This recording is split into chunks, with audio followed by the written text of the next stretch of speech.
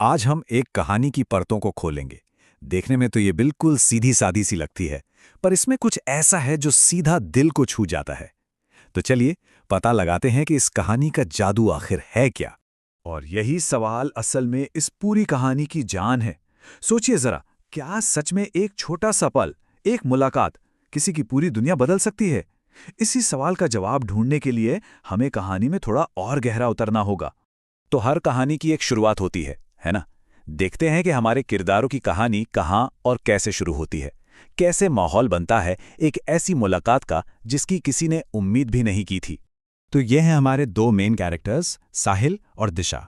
और देखिए, दोनों एक ही जगह एक ही सिचुएशन में हैं, हॉस्पिटल में, अपने किसी करीबी के लिए। और यही जो कॉमन ग्राउंड है ना, यही उनके बीच एक अनजाने से रिश्ते की बुनियाद रखता है। बस सोचिए, लिफ्ट में पहली बार मिलना कुछ सेकंड्स की बात थी, मगर दोनों को एक एक कनेक्शन सा महसूस होता है। ऐसा कनेक्शन जिसे शायद शब्दों में नहीं बता सकते। ये सिर्फ एक दूसरे को देखना नहीं था, ये एक एहसास था कि हाँ, कुछ बहुत स्पेशल शुरू होने वाला है। तो अब कहानी आगे बढ़ती है। वो जो पहली मुलाकात की चिंगारी थी ना, वो धीरे धीरे आग पकड़ने लगती है, एक रिश्ता बनने लगता है। पर तभी एक छोटी सी चूक होती है और सब कुछ बदल जाता है। तो होता यह है कि उनका रिश्ता छोटी छोटी मुलाकातों से मजबूत होता है। और इसमें मेडिकल शॉप वाला सीन बहुत इंपॉर्टेंट है। वहां साहिल को खुले पैसों के लिए बहस करते हुए देखकर दिशा को लगता है कि ये लड़का जिम्मेदार है, अपने उसूलों का पक्का है।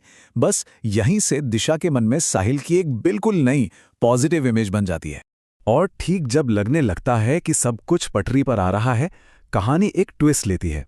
एक बहुत छोटी सी बात उनके बीच में एक दीवार खड़ी कर देती है। होता यह है कि दिशा अपनी पढ़ाई की वजह से बस 2 दिन के लिए हॉस्पिटल नहीं आ पाती। और यहीं से टेंशन बिल्डअप होना शुरू होता है। दिशा जब वापस आती है तो देखती है कि साहिल की मां का बेड खाली है। एक झटके में सब बदल जाता है। दिमाग में सवाल घूमने लगते हैं, वो कहाँ गया? क्या वो बिना बताए चला गया? ये लाइन दिशा की हालत को बिल्कुल सटीक बयां करती है। उसकी वो बेचैनी, वो घबराहट, इससे पता चलता है कि वो कुछ दिनों की मुलाकात उसके लिए कितनी ज्यादा मायने रखने लगी थी। तो अब हम पहुंच गए हैं कहानी के सबसे क्रूशियल पॉइंट पर, क्लाइमैक्स पर। यहां उम्मीद और निराशा का जो खेल चल रहा है वो अपने चरम पर है। और किस्मत का खेल देखिए, ठीक उसी मेडिकल स्टोर पे जहां साहिल के लिए दिशा के मन में इज्जत बढ़ी थी, ठीक वहीं उसे उम्मीद की एक आखिरी किरण नजर आती है। दुकानदार के ये शब्द सुनते ही दिशा के जैसे जान में जान आ जाती है। साहिल उसके लिए एक मैसेज छोड़कर गया है। मतलब अभी भी उम्मीद बाकी है, सब खत्म नहीं हुआ है। लेकिन किस्मत को शायद कुछ और ही मंजूर था। वो कागज का टुकड़ा फटा हुआ था और उस पर लिखा नंबर अधूरा था। सोचिए, कांटेक्ट करने का एक ही तरीका था और वो भी अधूरा। आखिरी के 2 अंक गायब थे। ये टाइमलाइन दिखाती है दिशा का लंबा अकेला इंतजार।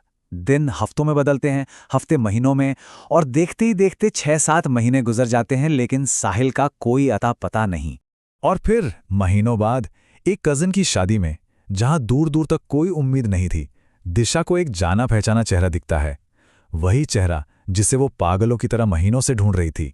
जरा उस एहसास के बारे में सोचिए। जिस इंसान को कोई महीनों से ढूंढ रहा हो, वो अचानक सामने आ जाए तो कैसा लगेगा? दिशा को भी अपनी आंखों पर यकीन नहीं होता।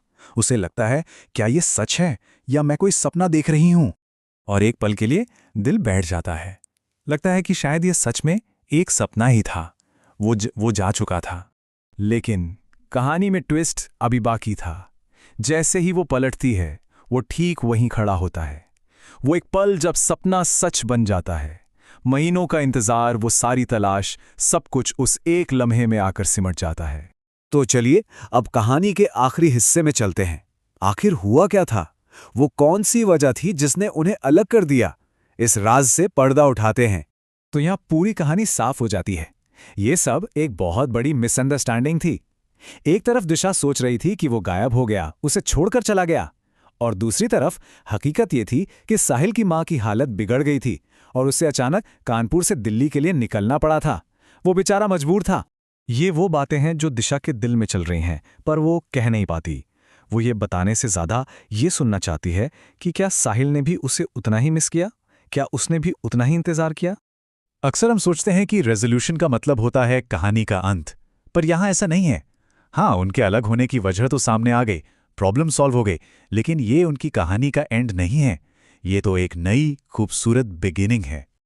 और अब आता है कहानी का सबसे प्यारा और मजेदार हिस्सा। सोचिए, महीनों तक एक दूसरे को इतना ढूंढने के बाद जब वो मिलते हैं तो उन्हें एहसास होता है कि वो तो एक दूसरे का नाम तक नहीं जानते। और उनका पहला सवाल, आपका नाम क्या है, यही उनके रिश्ते की असली सच्ची शुरुआत है। और कहानी हमें यहीं इसी मोड़ पर छोड़ देती है। उनका मिलना एंड नहीं है, एक नई बिगनिंग है। तो सवाल ये उठता है कि अब आगे क्या होगा? जिस कहानी की शुरुआत इतनी ड्रामेटिक और अनोखी हो, उसका फ्यूचर कैसा होगा? खैर, ये सोचने का काम अब हमारा है।